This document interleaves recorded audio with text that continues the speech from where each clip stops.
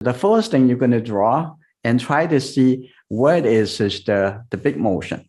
That's just one motion. There is another motion.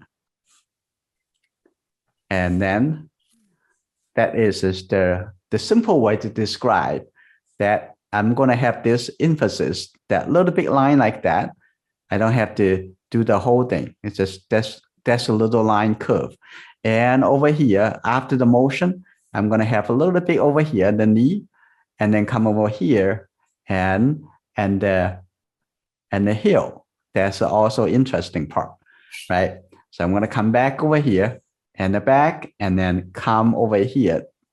Look at that. It's very strong. And the shoulder over here, also important part. And then coming down over here, and here you go. I'm going to draw little suggestions for the hand over here. And the elbow is the important part.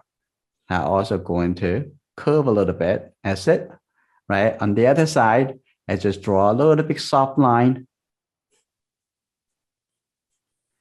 And that's almost good enough. I'm going to describe a couple here for the head, right? And then if when I have more time, I have a little bit more loose line coming over here and showing how the movement of the pins like that. Is that happy? I am happy. Thank you. Unbelievable.